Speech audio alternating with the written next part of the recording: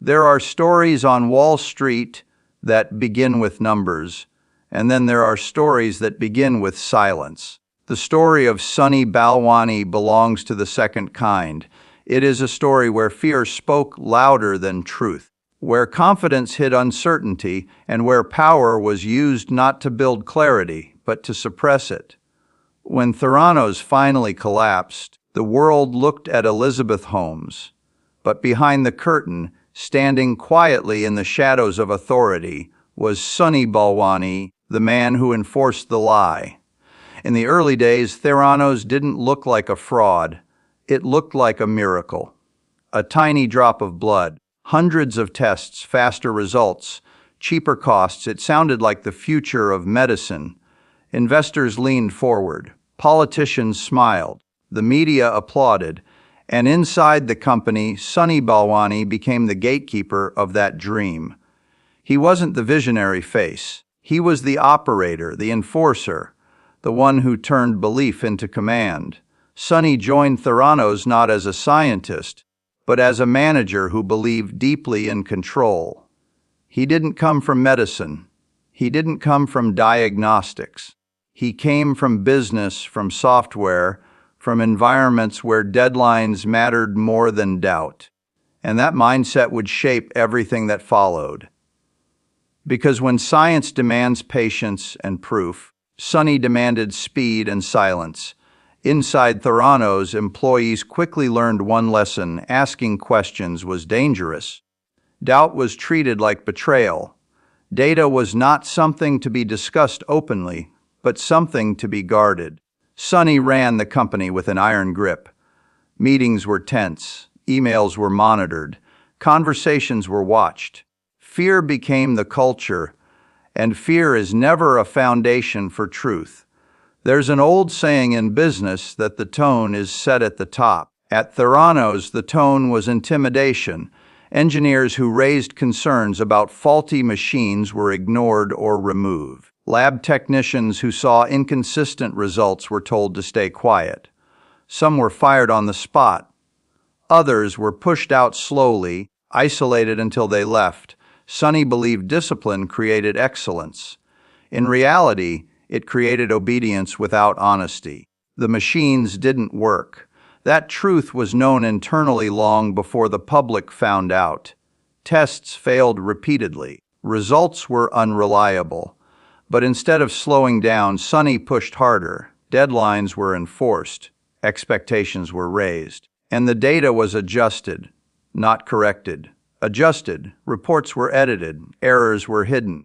External lab machines were secretly used while Theranos claimed its own technology was responsible. This is where leadership matters most. When systems fail, leaders choose either transparency or deception. Sonny chose deception, not once, not accidentally, but as a pattern. And once that pattern was established, the lie grew heavier every day. Because lies demand protection, and protection demands fear. Employees were required to sign strict non-disclosure agreements. Surveillance was common. Legal threats were frequent. Sonny ruled through pressure, not persuasion. He believed that if everyone moved fast enough, the truth wouldn't catch up. But the truth always waits patiently. It doesn't rush. It doesn't panic. It simply waits. Investors trusted the numbers they were shown. Partners trusted the demonstrations they were given. Walgreens trusted the promise that lives would be changed. And Sonny stood behind those presentations, knowing the full story was never being told. This wasn't ignorance, it was strategy. A belief that success would eventually justify the shortcuts. But science does not bend to belief. Machines don't improve because you need them to. Blood doesn't behave differently because investors are watching. Reality does not respond to pressure. And every fake result sent out into the world increased the damage. Patients received incorrect diagnoses. Doctors made decisions based on flawed data. This wasn't just a business failure. It was a human one. Still, inside Theranos, the illusion was protected. Sonny demanded loyalty. he discouraged collaboration. Teams were separated so no one could see the full picture. Knowledge was fragmented. Fear kept people quiet. And in that silence, the lie grew stronger. What's striking about Sunny Balwani is not just what he did, but how certain he was while doing it. He spoke with authority. He dismissed concerns confidently. He believed leadership meant never admitting weakness. And in doing so, he removed the one thing that could have saved the company early on: honesty. Every company faces problems. The difference between failure and survival is how those problems are handled. At Theranos, problems were buried, and buried problems don't disappear. They rot. They spread. They poison everything around them. As the company grew, the pressure intensified, media attention increased, expectations rose, and the gap between promise and reality became impossible to ignore. Employees were exhausted. Morale collapsed. Turnover increased. But Sunny responded the same way every time: more control, more fear, more denial. There's a quiet danger in believing your role is to protect the vision at all costs, because sometimes protecting the vision means destroying the truth. And once truth is destroyed, there is nothing left to build on. By the time cracks appeared publicly, it was already too late. The foundation was hollow. The culture was broken. And Sunny Balwani, the man who believed fear could hold an empire together, was about to learn a hard lesson. Fear can enforce silence, but it cannot enforce reality. In the next part, we'll see how this culture of intimidation began to unravel, how whistleblowers broke through the silence, and how the very methods Sunny used to maintain control became the tools that exposed the lie. By the time people outside Theranos began to sense something was wrong, the fear inside the company had already reached its peak. Employees didn't whisper because they were unsure. They whispered because they were afraid. Afraid of losing their jobs, afraid of legal threats, afraid of Sunny Balwani's reputation for retaliation. In many ways, the collapse of Theranos didn't begin with journalists or regulators. It began with exhausted people who could no longer live with the lie. Some employees tried to convince themselves that the problems were temporary, that the machines would improve, that the errors would be fixed, that leadership knew something they didn't. But weeks turned into months, and months turned into years, and the technology still didn't work. The data still didn't match, and the pressure to stay silent only increased. Sunny Balwani's leadership style left no room for doubt. If results didn't look right, the assumption was never that the technology had failed. The assumption was that the employee had failed. This simple shift in blame created a dangerous environment, because when people fear punishment more than failure, they stop telling the truth. Whistleblowers were not treated as concerned professionals. They were treated as enemies. Internal emails show how warnings were ignored, dismissed, or aggressively shut down. Sunny demanded loyalty, not accuracy. And loyalty, in his mind, meant compliance. One of the most damaging choices Sunny made was isolating teams. Engineers didn't talk to lab technicians. Researchers didn't talk to quality control. Everyone knew their piece, but no one could see the full picture. This wasn't accidental. It was intentional. Fragmentation kept the truth from forming a complete story. And yet, the truth has a way of finding cracks. Some employees couldn't ignore what they were seeing: incorrect test results, machines failing basic validation, patients receiving data that simply wasn't possible. These weren't small bugs. These were systemic failures, and Sunny knew it. Instead of stopping, he doubled down. External partnerships continued. Demonstrations were staged. Data was cherry-picked. When Walgreens questioned accuracy, Sunny reassured them. When regulators asked for validation, they were delayed. When journalists asked questions, lawyers responded. Fear became policy. Legal threats were used aggressively. Former employees were warned not to speak. Surveillance followed those who left. Sonny believed control could outlast scrutiny. He believed power could silence exposure. But pressure works both ways. As the company grew, so did the number of people who knew the truth. And controlling a lie becomes harder as it expands. Every new hire was a risk. Every test run was a gamble. Every partnership increased exposure. Then came the first public investigations. Slowly at first, quietly, a few questions here, a few documents there, and suddenly the walls began to close in. What Sonny had feared most wasn't failure. It was visibility. Journalists began connecting dots. Former employees began speaking anonymously. Regulators requested proof that didn't exist. And the culture of fear that once kept everyone silent now worked against leadership because no one knew how to respond honestly anymore. Sonny tried to maintain control. He pushed back harder. He denied everything. He insisted the technology worked. He dismissed criticism as misunderstanding. But denial doesn't change facts. And facts were stacking up. Behind closed doors, panic replaced confidence. Meetings grew tense. Decisions became reactive. The company that once claimed it would revolutionize healthcare now spent most of its energy defending itself. And Sonny, who once believed intimidation was strength, began to realize its limits. Fear can delay truth, but it cannot erase it.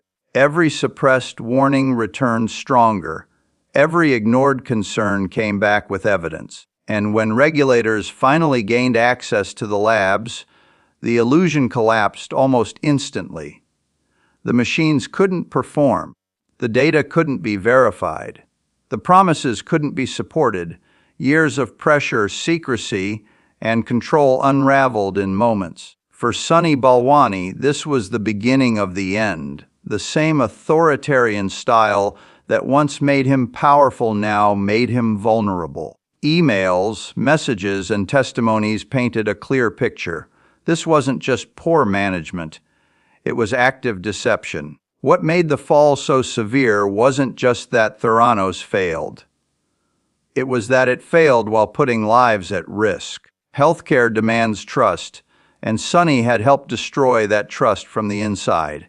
As investigations deepened, accountability followed. The fear he once imposed no longer protected him. Employees who once stayed silent now spoke openly. Documents surfaced. Patterns emerged, and the story became impossible to deny. The empire built on intimidation and lies was crumbling. And Sonny Balwani, the man who believed control could replace truth, was about to face consequences far beyond corporate failure. In the next part, we'll follow Sonny into the courtroom, where leadership decisions are no longer hidden behind authority, and where every action is examined under the light of accountability. When Sonny Balwani finally stepped into the courtroom, something felt different. The confidence that once filled boardrooms was gone. The authority that once silenced engineers no longer worked. In this room, fear had no power, only facts did, and facts, patiently collected over years, now waited their turn to speak. For a long time, Sonny had believed that success could protect him, that titles, money, and proximity to power could bend outcomes. He had watched investors look the other way. He had watched partners trust promises without proof, and that history gave him a dangerous sense of invincibility. But courts do not run on belief. They run on evidence. Prosecutors laid out a story that was slow, deliberate, and devastating. They showed how Sonny wasn't just a bystander. He wasn't just an operations manager following orders. He was a central force. Emails revealed his knowledge of faulty machines. Messages showed his involvement in suppressing concerns. Testimony described how fear flowed directly from his leadership. Former employees took the stand. Some spoke calmly, some struggled through emotion, but their stories aligned: the intimidation, the threats, the impossible deadlines, the pressure to report results that were not real. Again and again, Sonny's name appeared, not as a passive figure, but as an active decision maker. One of the most powerful moments came when the concept of intent was discussed. Fraud requires more than failure. It requires knowledge. And prosecutors argued that Sonny knew. He knew the machines failed. He knew patients were at risk. And he chose silence over truth. Sonny's defense argued that he trusted others, that he believed the technology would improve, that he was misled. But trust, the court reminded everyone, does not excuse responsibility when warning signs are ignored repeatedly. Leadership means accountability, especially when lives are involved. As the trial progressed, a clear picture formed.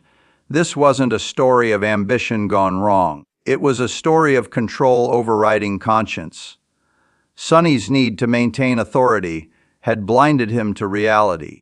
And when reality pushed back, he tried to suppress it instead of confronting it. There is a quiet tragedy in watching someone realize too late that the very traits they believed made them strong were the ones that destroyed them. Sonny's rigidity, his intolerance for doubt, his belief in fear as motivation, all became liabilities under scrutiny. The jury listened. They reviewed documents. They heard how investors were misled, how doctors were deceived, how patients received inaccurate results, and how internal warnings were crushed under pressure. Piece by piece, the defense's arguments weakened. When the verdict came, it felt inevitable, guilty, not because of a single decision, but because of a pattern of choosing control over transparency, power over humility, speed over safety. Sentencing followed, and with it came reflection. The judge spoke about responsibility, about the damage done, about the trust broken. Sonny Balwani was no longer a powerful executive. He was a cautionary example. Prison is a harsh teacher. It strips away titles. It removes influence. It leaves only memory. And one can only imagine the quiet moments Sonny faced afterward. Moments when the noise of ambition fades and the weight of choices remains. This is where many stories end, with punishment, with downfall, with loss. But the deeper lesson lies beneath. Theranos did not fail because technology is hard. It failed because leadership rejected truth, because fear replaced curiosity, because ego silenced evidence. Sonny Balwani's role mattered because operations shape reality. Vision without honesty is dangerous, and execution without ethics is destructive. The lab failures could have been addressed. The technology could have been paused. The company could have pivoted, but leadership chose denial. There is an old lesson in business that says, you don't have to be brilliant to succeed, but you must be honest. Sonny chose brilliance over honesty, control over openness. And in doing so, he ensured collapse. As the courtroom emptied and headlines moved on, one thing became clear. The most expensive cost of Theranos wasn't financial. It was trust. Trust in innovation. Trust in leadership. Trust in healthcare promises. In the final part, we'll step back and reflect on what Sonny Balwani's story teaches us about power, fear, and the quiet danger of leaders who refuse to listen. When the noise finally faded, when the headlines moved on, and when the courtroom doors closed, what remained was silence. And silence has a way of teaching lessons that power never does. Sonny Balwani's story does not end with a sentence or a number of years. It ends with a question. A question every leader, every founder, every decision maker must eventually face. What happens when control replaces truth? Theranos wasn't destroyed overnight. It wasn't a sudden accident. It was slowly dismantled by choices made in moments when honesty would have been harder than denial. And Sunny Balwani was present in many of those moments. He had chances to stop, chances to pause, chances to admit the technology wasn't ready. But admitting that would have meant surrendering authority. And authority had become his identity. Fear can move people quickly, but it cannot move them correctly. That is one of the oldest lessons in leadership. Sunny believed fear created discipline. In reality, it destroyed communication. Employees didn't speak up because they were disloyal. They stayed silent because they were terrified.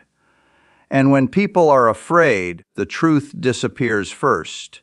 The tragedy is that many of the people inside Theranos genuinely wanted to help patients. They believed in the mission. They worked long hours. They tried to solve problems. But good intentions cannot survive under bad leadership. When fear becomes the language of management, innovation dies quietly. Sunny Balwani's downfall is not just a legal story. It is a human one, a reminder that intelligence without humility is dangerous, that confidence without verification is reckless, and that power, when left unchecked, will always demand a price. In business, failure is not shameful. Failure is common. What matters is how leaders respond when failure appears. Do they face it, learn from it, and adapt, or do they hide it, deny it, and punish those who notice it? Sunny chose the second path, and that path has only one destination. There's a reason history remembers collapses like Theranos. Not because the lie was clever, but because it was avoidable. The warning signs were there. The data was clear. The concerns were real. But they were ignored in favor of speed, image, and control. And perhaps the most painful lesson of all is this. Sunny Balwani did not lose everything because of one bad decision. He lost everything because he refused to change his mind. He refused to listen. He refused to slow down. In the end, leadership is not about appearing strong. It is about being honest when things are weak. It is about creating space for truth, especially when that truth is uncomfortable. And it is about remembering that no title, no valuation, no reputation is worth sacrificing integrity. Theranos promised to change healthcare.